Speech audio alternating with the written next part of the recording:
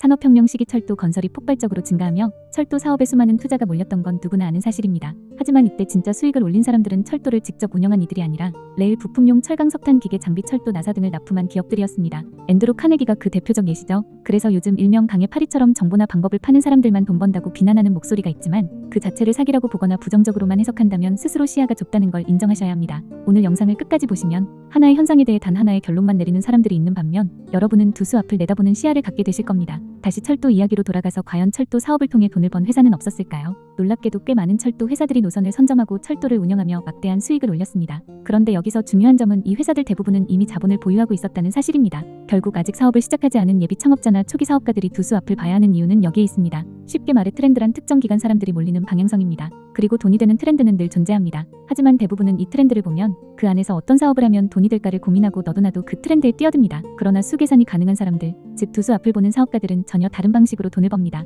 우선 이런 트렌드에 뛰어드는 것에는 어떤 문제가 있을까요? 철도 사례에서 봤듯이 이미 자본이 있는 기존 기업들과의 경쟁에서 개인이나 투자를 받지 않은 신생 기업은 게임이 되지 않습니다. 그리고 내가 아무리 뛰어난 기술과 아이디어를 가졌더라도 그게 돈이 되기 시작하면 자본과 인력을 가진 회사들이 가만히 보고만 있을 리가 없습니다. 가끔 먼저 시작한 사람이 유리하다고 말하는 이들이 있습니다. 하지만 선두주자임에도 불구하고 따라잡힌 사례는 너무나 많습니다. 대표적으로 한때 소규모 개인 브랜드들이 건강식 1인 도시락으로 간편 조리식품 시장 틈새를 공략하여 선점했지만 CJ 대상 풀무원 GS 등 대기업이 냄새를 맡자마자 대규모 제품을 쏟아냈죠. 이를 선두주자의 불이익이라고 부르는데 이처럼 퍼스트 무버는 리스크 실수 비용을 전부 떠안는 대신 후발주자는 이를 보고 개선하여 유리한 조건에서 출발합니다. 그래서 결론적으로 후발주자가 자본이나 기술이 있다면 선두주자를 따라잡는 건 시간 문제라는 말입니다. 슬프게도 냉혹한 사업의 세계에서 경쟁자는 대표님들을 배려해주지 않습니다. 실제로 당근마켓 이전엔 중고나라가 있었고 카카오톡 이전엔 네이트온이 있었으며 인스타 이전엔 싸이월드가 있었습니다. 반대로 말하면 만일 이미 자본이 있거나 기술이 있다면 직접적으로 트렌드의 파도에 올라서도 된다는 이야기이며 그렇지 않은 개인이나 신생사업체는 두 수 앞을 보고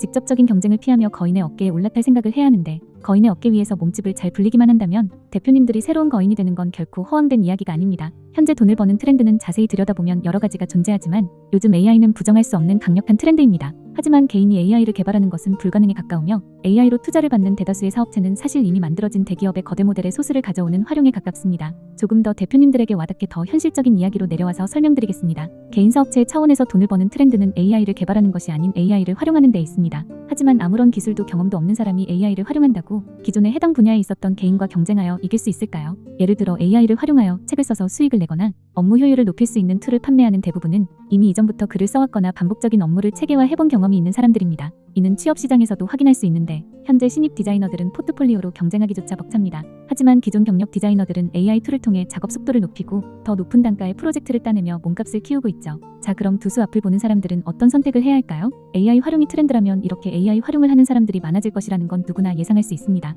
또한 경쟁자가 많아지게 되는 상황에 AI 활용은 모두에게 열려있어 진입장벽이 낮기에 초기에는 기술력이나 아이디어만으로 차별화되던 것이 점점 비슷한 수준의 결과물이 쏟아지면서 가격 경쟁으로 이어지는 현상이 나타납니다. 이때 대부분이 떠올리는 수익 다각화 모델은 강의입니다. 그렇다면 여러분이 노려야 할 사업의 타겟 소비자는 AI를 활용하는 사업체가 아닌 AI의 진입장벽이 낮다는 특성에 자연스럽게 몰릴 강의 시장의 강의자입니다. 그리고 이렇게 타겟 소비자가 정해지면 다시 광고를 하여 강의 매출을 올리고 싶다는 1차적이고 근본적인 욕구를 노리는 것이 아닌 다른 강사보다 눈에 띄지 않으면 어떡하지와 같은 욕구를 노려 다른 강사들의 자료나 주제를 정리 재구성해 제공하는 콘텐츠 대행사 혹은 차별화된 브랜딩과 디자인 스토리텔링 구조까지 패키징해 다른 강사보다 눈에 띄도록 만들어주는 강의 기획 대행사들을 떠올릴 수 있죠. 이러한 강의 기획 대행사는 출판 업계로 치면 고스트라이터 즉 유령 작가의 역할을 하는데 콘텐츠의 설계 구조, 핵심 메시지까지 모두 이들이 만들어 놓고 개별 강사들은 그 위에 자신의 이름을 얹어 저자로서 활동하게 되는 구조인 거죠. 그런데 사실 이런 예시를 듣고 신선하다고 생각하는 사람이 있을 수 있는 반면 결국 강의에만 적용이 되는 것이 아니냐 결국 뻔한 얘기만 하느라고 실망하는 사람도 있습니다. 때문에 이제 조금은 다른 이야기를 해볼까 합니다.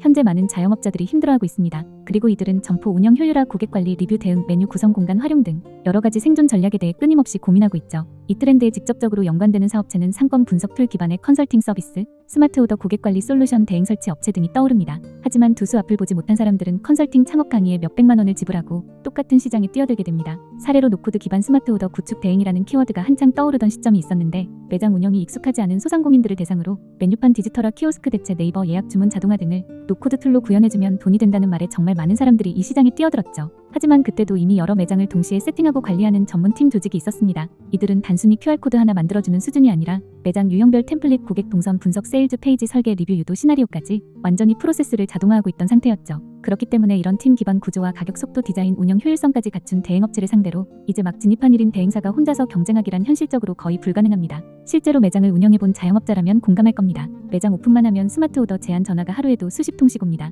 물론 모든 사람이 실패하는 건 아닙니다. 단순 구축이 아니라 매장별 매출 개선 포인트를 잡아주는 설계력, 실제 고객 후기와 전환 데이터를 기반으로 하는 정밀한 컨설팅을 제공하는 소수는 지금도 충분히 살아남고 있죠. 단지 그 구멍이 바늘구멍일 뿐이며 돈은 여러분의 주머니가 아닌 그런 컨설팅을 하는 컨설턴트의 주머니에 들어갑니다. 하지만 자영업자가 많아지고 경쟁이 심해지는 상황에서 오히려 노코드 기반 스마트 오더 대행에 막 진입한 초보 대행사들을 타깃으로 삼는 것이 진짜 기회일 수 있습니다. 중요한 것은 다시 고객사를 늘리고 싶다는 본질적인 욕구가 아닌 아직 초보임에도 외형은 프로처럼 보이고 싶다는 2차적인 욕구를 노려 명함 케이스나 고급 서류 폴더 등 이들에게 필요한 제품을 묶어 1인 에이전시 스타터팩으로 구성해 판매할 수 있죠. 조금 더 확장하면 기획서, 템플릿 제안서, 자동화 툴 운영, 매뉴얼, 포트폴리오 생성기 등 겉으로는 전문가처럼 보이게 만들고 실무는 최소한으로 도와주는 도구들을 디지털 키트나 써 형태로 개발 판매할 수도 있습니다. 이렇게만 보면 쉬워 보이지만 여기에는 중요한 함정이 있습니다. 바로 두수 앞을 볼 때 지금 이 트렌드가 장기적인 트렌드인지 잠시 반짝하고 질 트렌드인지를 판단이 가능해야 하는데 많은 사람들이 이 트렌드는 돈이 된다고 생각하고 뛰어들고 확장을 하지만 막상 뛰어들고 나면 트렌드가 끝나 있는 경우가 허다한데 이때 이런 현상을 증설의 저주라고 부릅니다. 과연 이런 사태를 어떻게 예방할 수 있을까요? 정해진 해답은 없습니다. 하지만 잡아야 할 방향은 분명히 존재합니다. 그 방향은 다름 아닌 역사의 흐름 속에서 포착할 수 있습니다. 여기서 말하는 역사는 정치, 경제, 사회 구조의 변화를 의미합니다. 과거의 정부의 정책이 어떤 방식으로 산업과 시장에 영향을 미쳤는지, 자본이 어떻게 움직였는지 그 흐름을 이해하는 사람은 지금의 경제 상황을 바탕으로 앞으로 정부가 어떤 카드를 꺼낼지 어느 정도 예측할 수 있습니다. 이 정도의 통찰이 있다면 적어도 여러분의 사업이 망할 일은 없다고 확신합니다. 오늘도 영상이 길어졌으니 마치기로 하고 언제든지 사업 관련 궁금한 게 있으면 아래 1:1 오픈 채팅방으로 문의주세요. 다음 영상도 초보 사업가들을 위해 다른 어디서도 볼 수 없는 전략적 시야를 공유드리겠습니다. 도움되셨다면 구독 부탁드립니다. 이상 여자 사업가였습니다.